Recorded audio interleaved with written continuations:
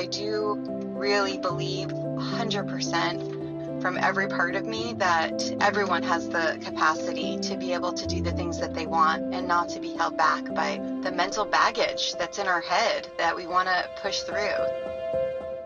Welcome to the Do the Thing podcast. In each episode, we get down and personal with people who go after the things they want to make all their wildest dreams come true. Join us as we unveil and dissect a formula for what it takes to do the thing. Here is your host, Stacey Lauren.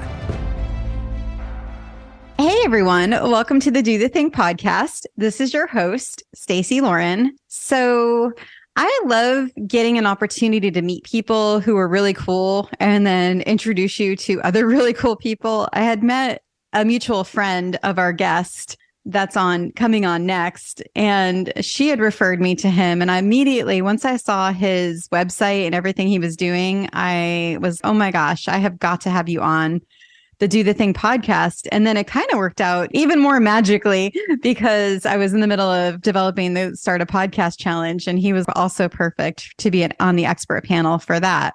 And so I'm so excited to get a chance to talk to him more about what he does, because it's just so aligned with what I'm doing here at Do the Thing. And I love getting to talk to people who are on a similar path as me, but going in their own way, and then kind of see what can come from it. So I am so excited to welcome Josh Thomas to the show. Hey, Josh. Hey, Stacey. I'm super happy to be here, and I'm super happy to be doing the thing.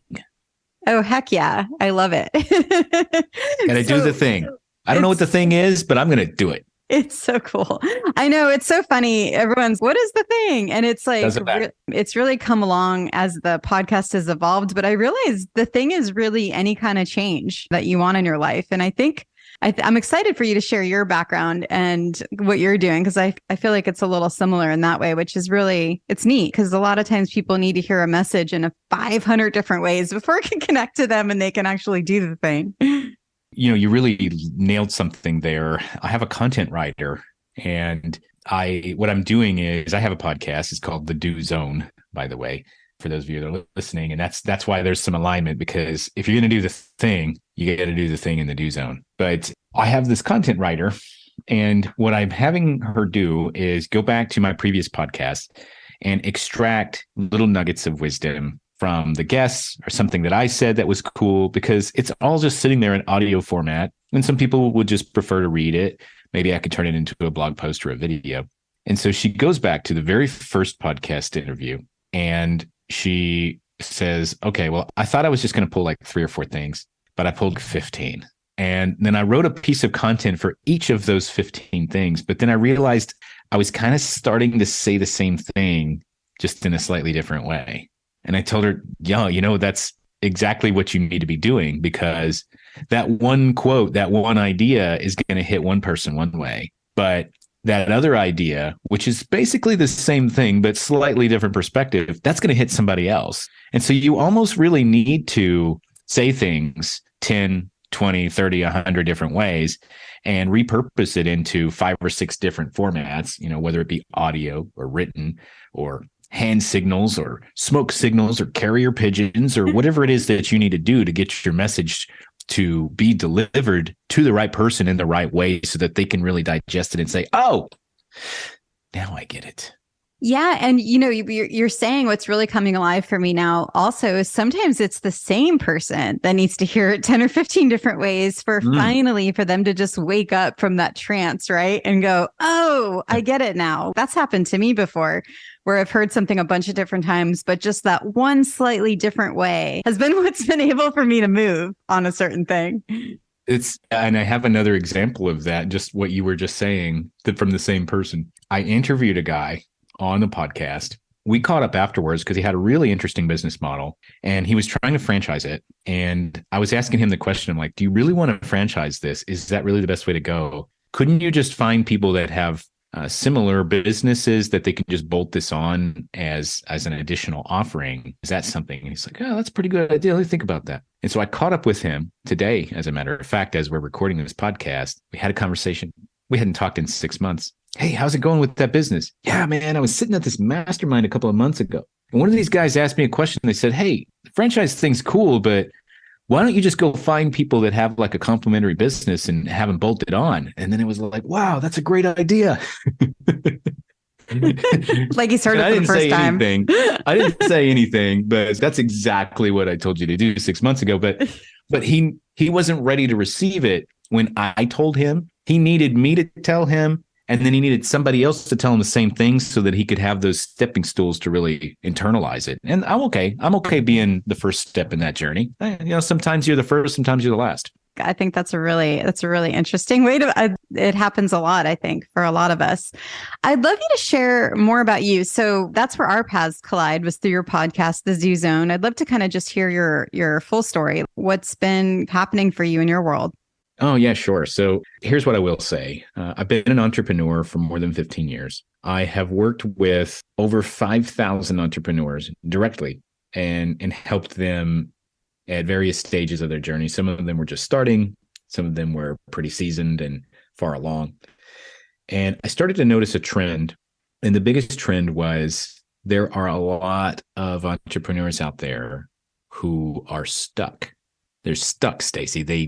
They're like in a big mud pit and they don't know how to get out. And it always frustrated me. It made me mad. And I couldn't figure out, no matter how hard I try, some of these guys, I just can't pull them out of the mud. I can't get them out. Why? What's the deal? And I started noticing some trends, some very, very common and popular trends. And it usually came in the form of excuses. And it came in the form of enabling phrases and things that allowed us to not do the thing that we needed to do in order to get the result that we needed to get. And I couldn't put my finger on it because it was too gooey. I couldn't figure out, why are these guys struggling? I know that what they're actually saying to me is kind of crap. I know it's not true, but I can't prove it. And so I basically set out to scientifically prove that people who were procrastinators and responsibility avoiders were actually full of crap. That was my ultimate goal. And I started doing some research and I went down a bunch of rabbit holes. And I realized I found James Clear, by the way. If you're not familiar with James Clear, he has a book called Atomic Habits. Highly recommend it. I love that book. One of the best books ever written. And so there's a concept in James's book called motion versus action. And it was a friend of mine who actually introduced this to me and said, she was talking about her boyfriend at the time. She said, he's a motion person. I'm like, what does that mean? He's a motion person. I need an action person. And then she told me about the book. And that's when it was like a light bulb. And so emotion versus action is basically, motion is all of those things that you do to make you feel like you are productive, to make you feel like you're getting things done. I'm going to get ready. I'm going to read up and study up on this. I'm going to just ask a few more questions and get a little more comfortable. I'm going to organize my pens and stack my papers together and get everything nice and neat and symmetrical on my desk. It's motion. And then the other side is action. I am doing this. I am taking this action. I am moving this thing from point A to point B. I am talking to that person that is going to get me to the next step. Action leads to results. Motion leads to fatigue. And most of the entrepreneurs that I encounter are stuck in motion not because they aren't willing to take the action, not always, but usually because they don't understand that motion is not action. They don't understand that motion does not lead to results. It only fatigues you. And so the goal was very simple. I need to define what it means to be in the do zone, come up with a set of rules that are very objective, so where you understand whether you're actually doing something productive or not. And then I started a podcast about it, and I went and explored and found other entrepreneurs that were out there doing things, that were making things happen, that were creating results. And that led to this whole other world of discovery where I realized that not only do people need help being productive, but so do their team members, so do their employees. And so we built an entire ecosystem around this called Unbreakable Teams. And that's where we go in and we make sure that you have clarity of purpose as the entrepreneur of what it is you want to accomplish. And then we make sure that your team is bought into that vision. And then we make sure that they do the job that they were assigned and hired to do. It's kind of a little bit of the Blackwater work in between. Like, you're a great leader and you've got great vision and you've got great infrastructure. And your team members, your employees, they're well trained. They were well vetted. They're well equipped and well resourced, and they're probably well managed. But unfortunately, they're not robots. And so we have to fill the gap between that strong leadership and that strong delivery with one simple thing: accountability. And that's been what I've found in more than 2 years of study and research. I dug into the science. I've talked to a bunch of people. We ran some beta tests, and it all comes down to, is somebody holding you accountable for doing the thing that you said you were going to do? If they are, your chances of completing and being successful with that task are 95% plus. If they're not, your chances of completing and being successful with that task is more like 25% or 1 in 4. And that's the best way that I can sum up the last 2 years of my life, is arriving at that point to be able to share you those last 2 sentences. That took a lot of digging and a lot of sweat and tears and a couple of yelling, screaming matches. But that's what it really comes down to, is if somebody's holding you accountable for doing the thing you said you were going to do, your chances of doing that are pretty dang high. The problem is, as human beings, we tend to avoid accountability because it puts us in this action zone, and that makes us uncomfortable. Yeah, there's so much I want to explore with that, because there's a lot there, like from both the personal journey from the entrepreneurs that you've been helping get unstuck from the mud to being able to help teams right now, because I know that's especially I don't know if we're actually coming out of that great resignation time where Right. finally I think employers realize more than ever how valuable employees are to their success now. But I wanted to start with the accountability side of what you said, because as you know, that's a piece of the do the thing formula is accountability. And it's such a huge piece to all of us. So what have you seen has been the best ways for accountability, in terms of, you mentioned having someone hold you accountable? Like, what does that look like? What's the best success someone has when they're doing that? I like to describe this as a closed loop, a series of closed loops. Think of a chain, and the chain has this series of closed loops, and they're kind of interlocking a little bit. And that chain is really strong, and you can connect 2 giant objects with a chain, and it's going to hold it together. So if you've ever owned a boat or known somebody that has, they connect their trailer with a hitch from the truck to the trailer, but then they always reinforce it with a chain, because the chain is like the last line of defense. It's what keeps everything from falling apart, just in case the worst happens. And we can look at accountability loops like a chain. If we know that point A and point B have to connect, and we know that the distance between point A and point B is actually pretty big. Let's say you are a small business, and let's say you're earning $3 million in revenue per year, and you want to get to $4 million in revenue per year. That's a 33% increase. That's no small feat if you don't have any systems in place or any changes in strategies. That's not necessarily easy to do. It's a big leap. And so if you don't have any systems in place, it's too hard for us to jump from 3 million to 4 million. But what's not too hard is for us to figure it out. If we know that the goal is to get from 3 million to 4 million by the end of the year, how much do we have to do in the next quarter? 250,000. And if we know that 250,000 is where we have to go in the next quarter, how much does that mean for this week?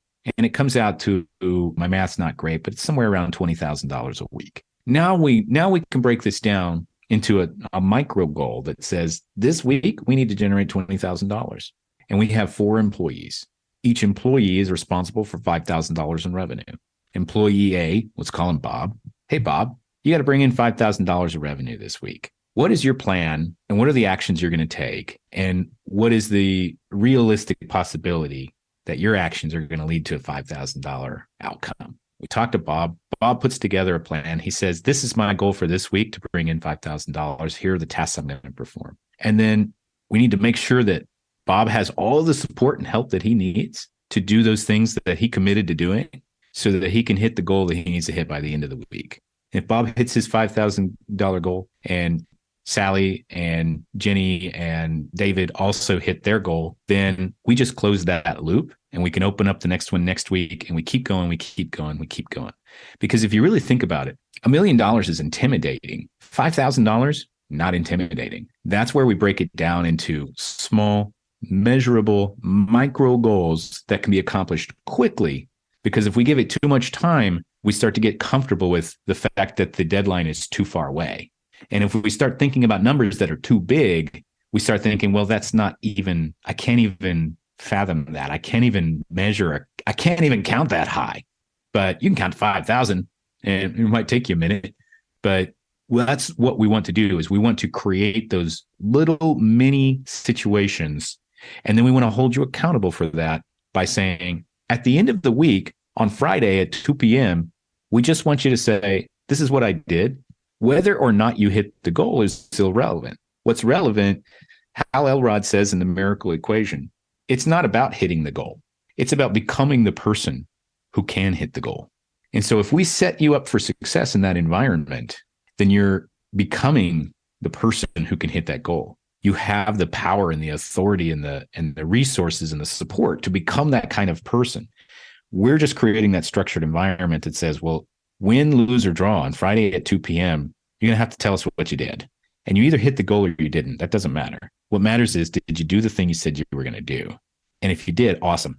If you didn't, that's where we reassess. Okay, next week, do we need to set a more conservative goal, or do you need to hustle more?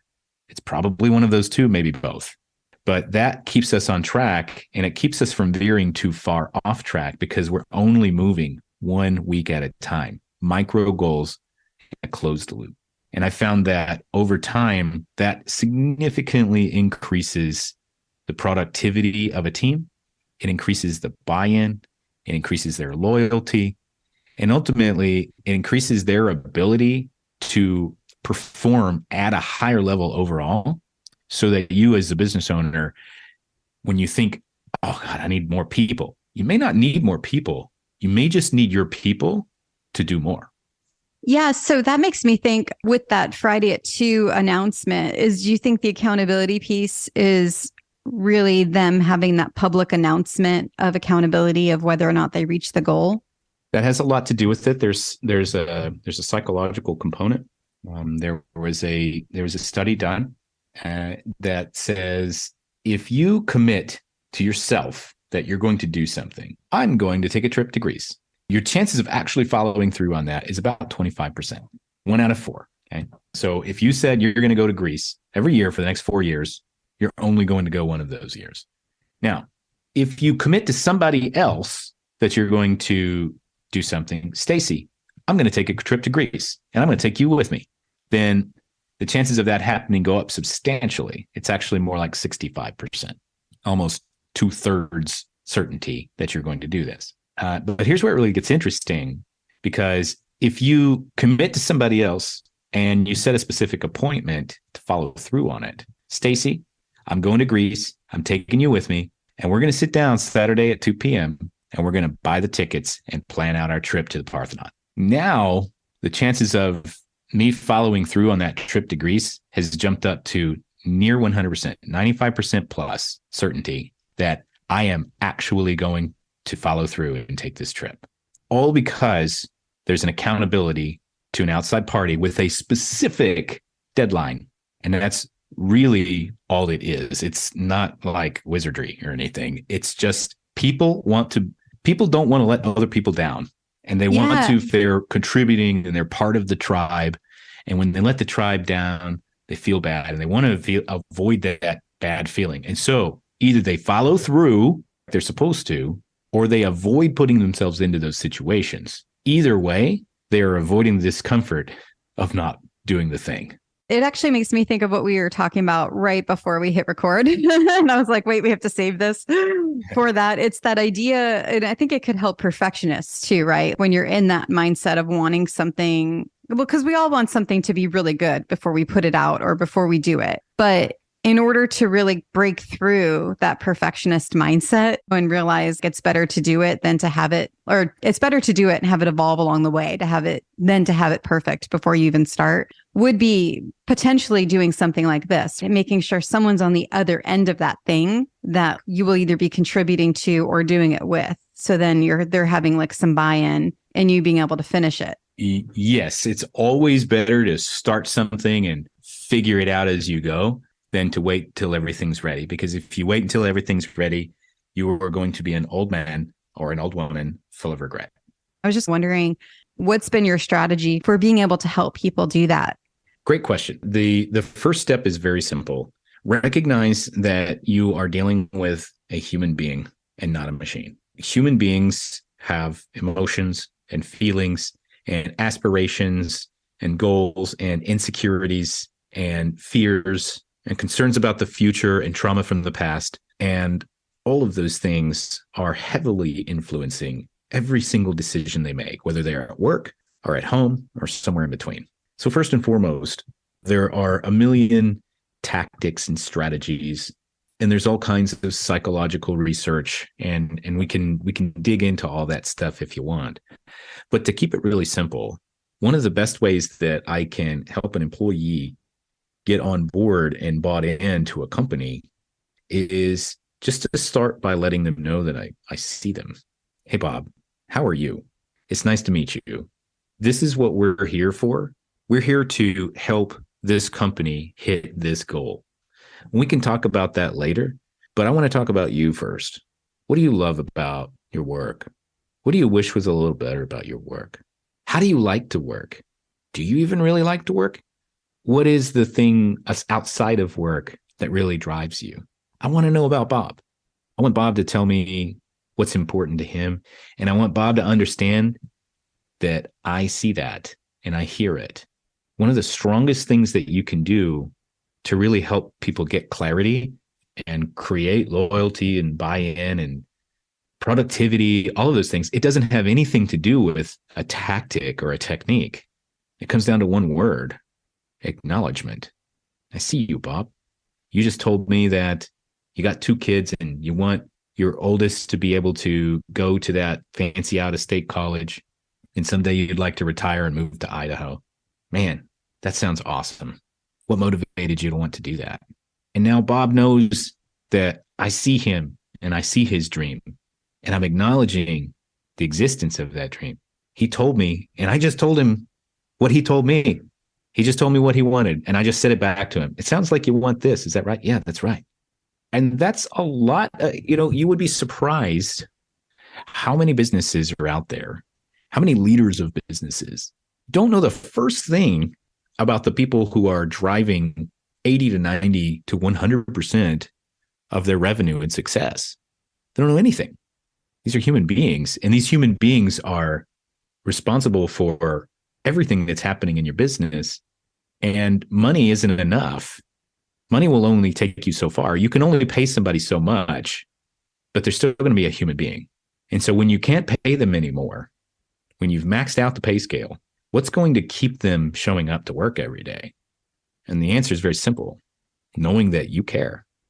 I really like this. This actually reminds me when I owned my staffing company. I've since exited from the business, but it was during COVID that I was still there. And these people that I've worked with for 20 years, all of a sudden were behaving so much differently than I'd ever seen during COVID, when it was just how reactive everything was with COVID and the fear and uncertainty. And it was just amazing to see how so many people changed in such a different way. And I think that's when I got a different view on everything during that time. And hearing you talk, it just makes me think how needed this is for people, because as we've been coming out of these times, and people went through such a, I don't want to use the word traumatic because I don't want to put that on people, but such a different experience from having, for those that had to work during it and that were in those businesses considered essential, right? Or their business went from being physical in the office every day to remote, or sometimes now they're hybrids, to people that lost their jobs and got new jobs. There's just such a huge shift in the way the world has been working now. And I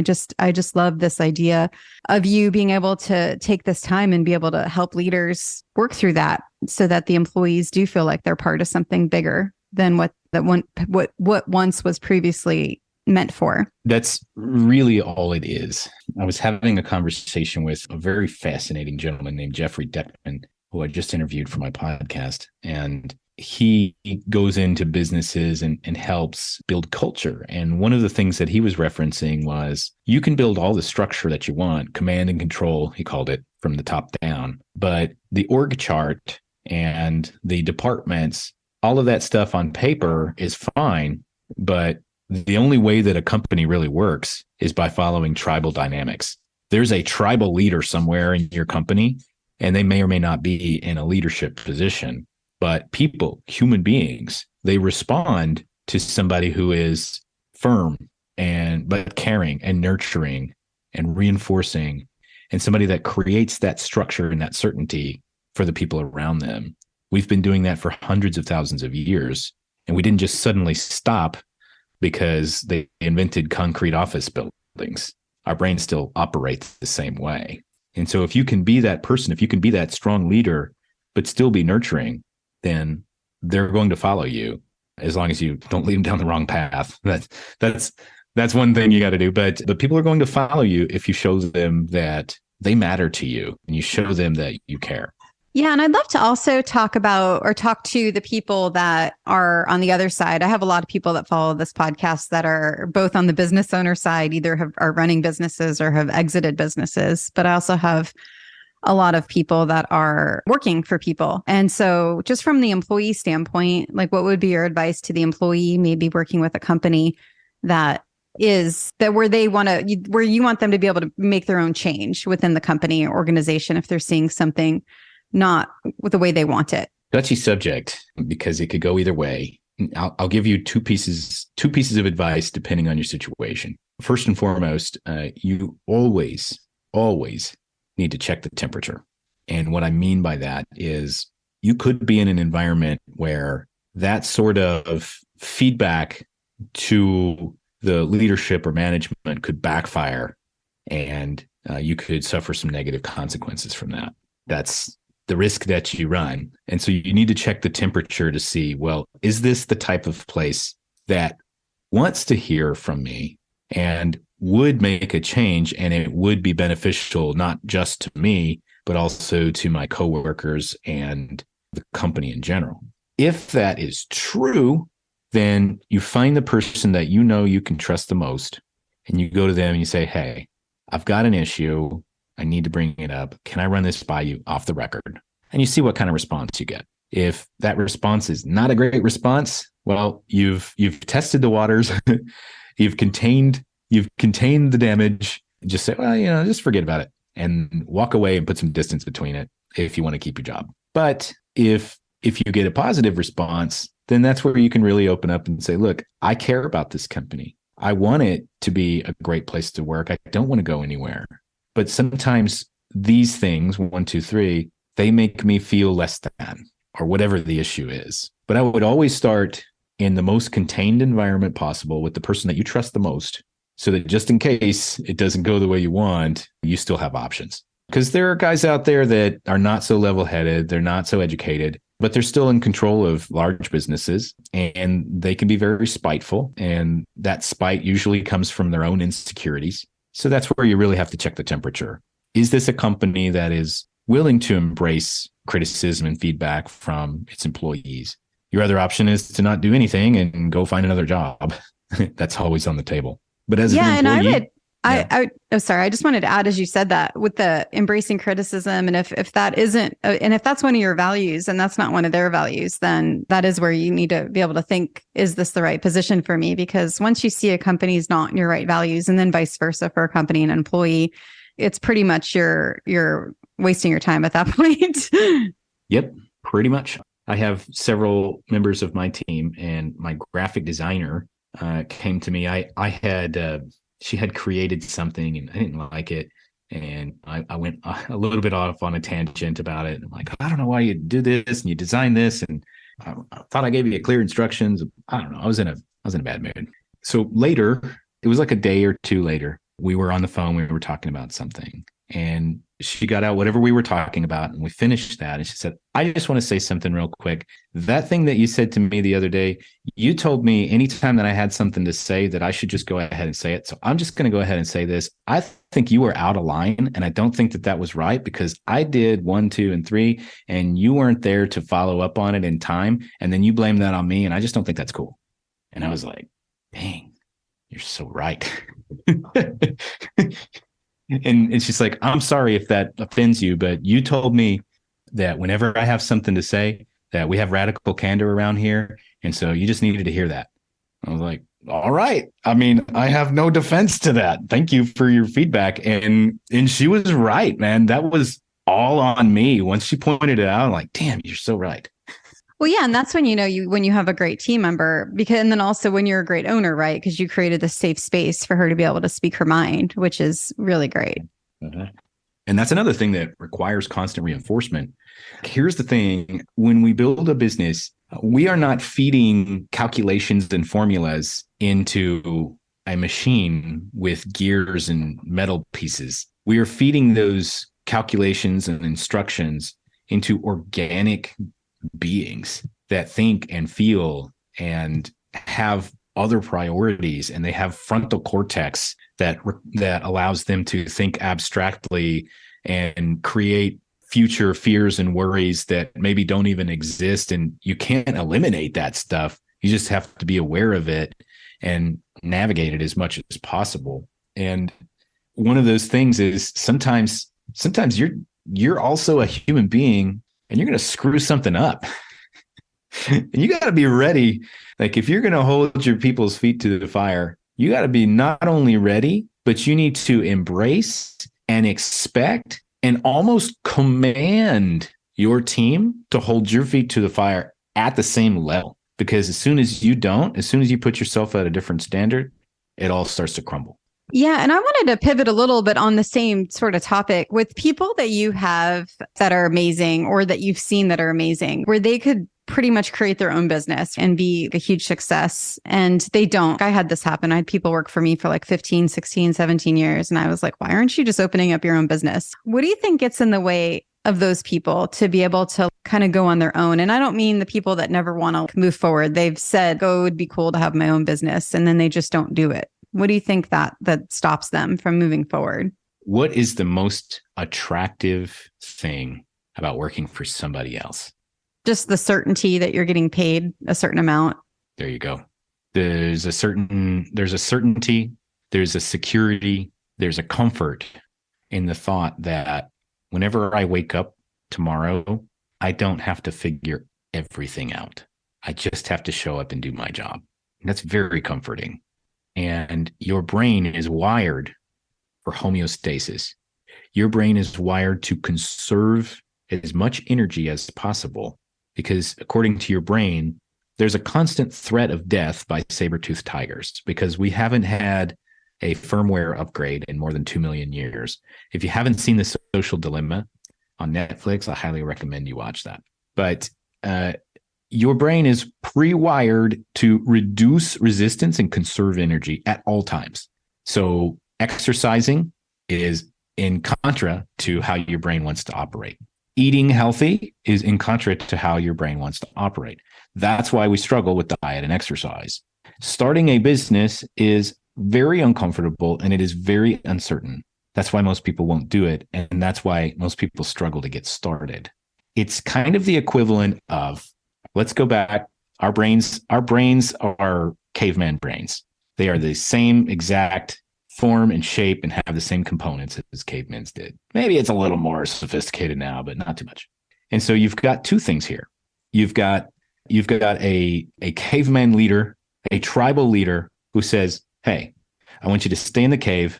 People are going to bring berries in. I want you to take the berries, take them off the sticks, and put them in these bowls over here.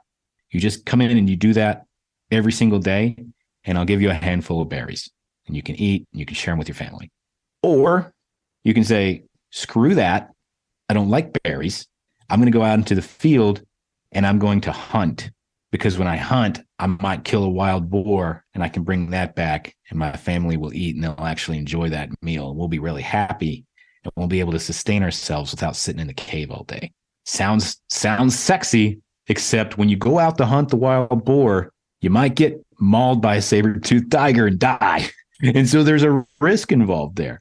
And that risk, it requires also a significant expenditure of energy that you don't have to do if you're sitting in the cave picking berries. Because you could go out there and you could hunt and you could find nothing and come back with nothing and go to bed hungry. Or you could go and you could run around and you could be successful, but not make it back home because you get killed along the way, or you trip and you fall, or back then there are no hospitals. You break a leg, they're pretty much just going to leave you to die anyway because they can't do anything with you.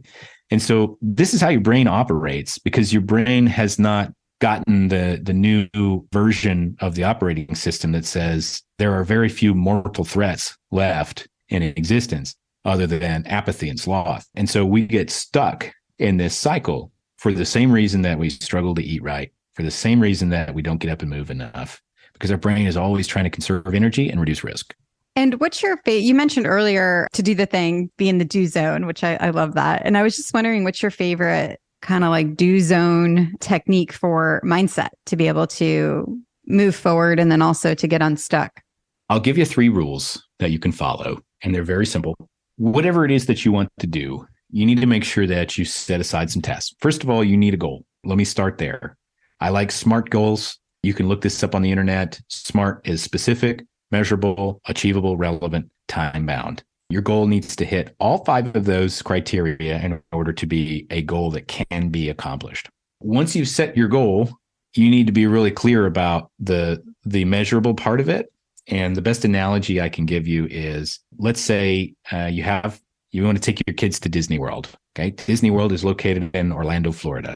And let's say I'm in Austin, Texas. So I'm in Austin, Texas, and I want to take the kids to Disney World. Cool. All right. I definitely want to go to Disney World, but if I just stop in Gulf Shores, Alabama, that'll be pretty good, I guess, right? That's close enough. And so if we're not very specific about the destination, it doesn't really make sense. That's why I don't like the saying, shoot for the moon and land among the stars. You weren't trying to get to the stars. You were trying to get to Disney World and you're settling for Gulf Shores, Alabama. That doesn't make sense. So we have to get real specific about what we want first. And it has to be something achievable, right? I can drive from Austin to Orlando and it takes me like 16, 20 hours, something like that. I could do that. I could plan that trip out. I could make that work. And if I do that and I make all the plans about getting to Disney World, it won't make any sense for me to stop in Gulf Shores and be like, all right, kids, I know I promised you Disney World, but look, it's the ocean. It's close enough, right? They're going to be like, no, boo. And so get real specific about the destination that you want to accomplish and make sure that you're aiming yourself to achieve that. Now, once you've done that, you want to set some tasks, and they need to be micro tasks. As I was speaking earlier, micro goals. Think about the links in a chain that interloop, closed loops. So the first rule of the do zone, in order for you to define whether or not you're in the do zone, is you must be working on a relevant and current project. So this isn't what one of my friends calls skunk works, like some idea that's way off into the future that maybe someday might be relevant.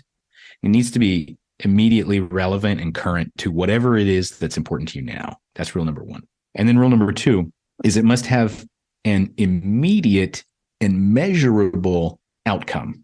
And so if you're performing a task that you cannot measure an outcome for, you're not in the do zone. If you're performing a task that you are not able to create an immediate result for, you're not in the do zone. And then the final rule of the do zone is whatever you're doing must be objectively observable by a third party. And this is what I call the binge learning rule, or the binge learning exception, I guess, because here's where most people get trapped. And this was really the original inspiration for the do zone. People get trapped in learning mode. Learning is motion. Learning is not action. Learning is motion, period. You want to start a business and you want to start a marketing agency. And so you go and you buy a course that teaches you how to start a marketing agency. And it's teaching you how to run the ads, and it's teaching you how to get the clients. And you're watching all of these videos and you're reading all of these PDFs and you're like, oh man, I'm getting so smart. Wow. But what does an objective third party see? What do they actually see? They see you looking at a computer screen, doing nothing. They cannot crack your skull open and see you learn. And so you're not in the do zone.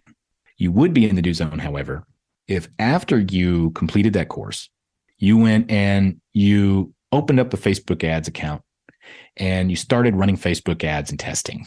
Because me as an objective third party, I can look and I can see that you created an ad. Regardless of how it's performing, I see that you did something. And that's the point.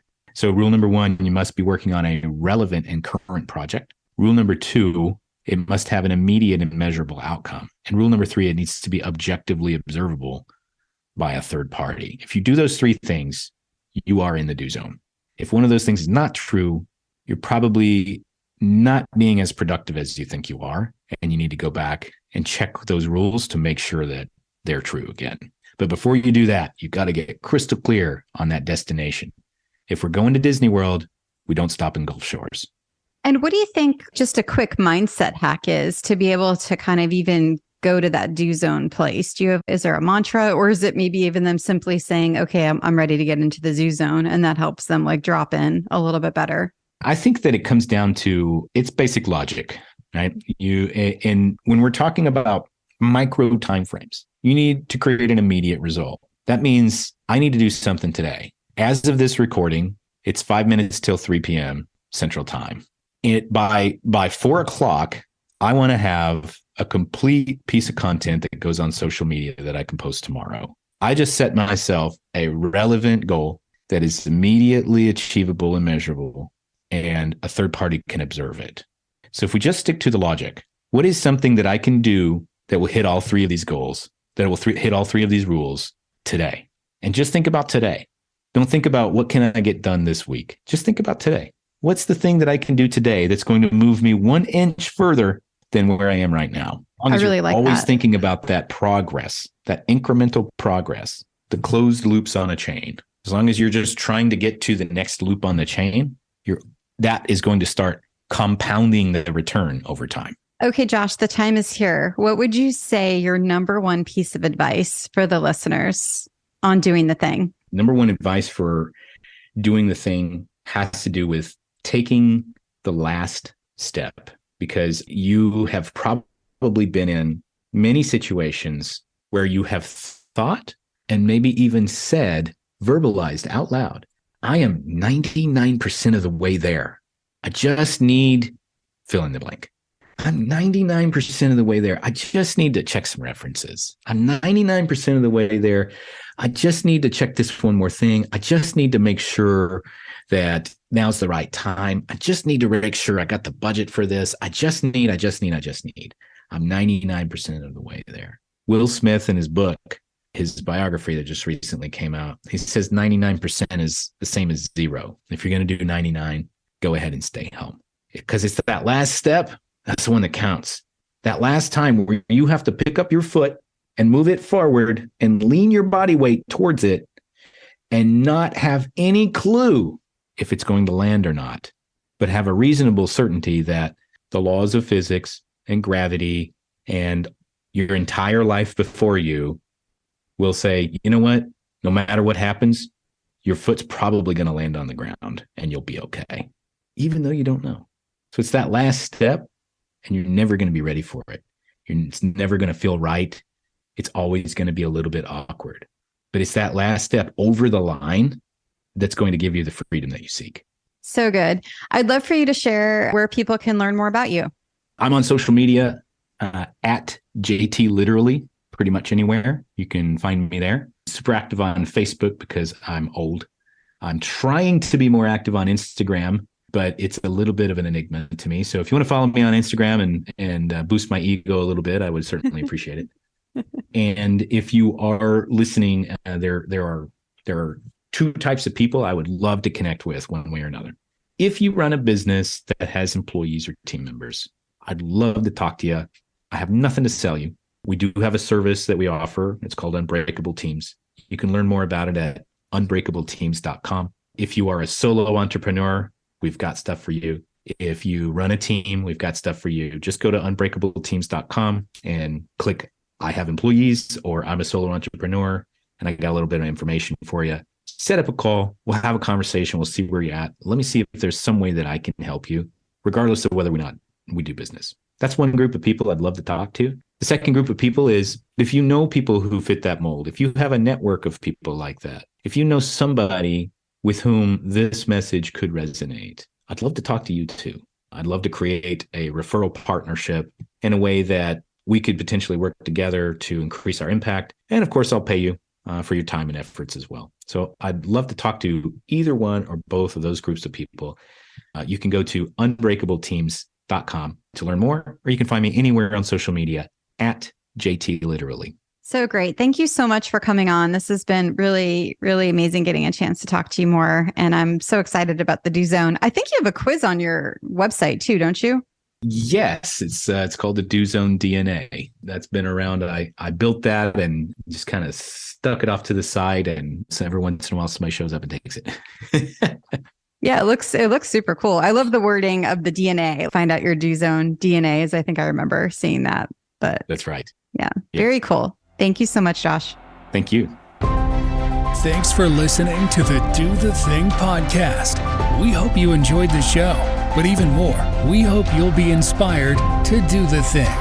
Do you have a burning question on doing the thing that you'd like answered? How about an inspiring do the thing story of your own that you'd like to share?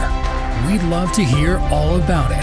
Just leave us a voice message at dothething.callcast.co or email us at hello@dothethingpodcast.com.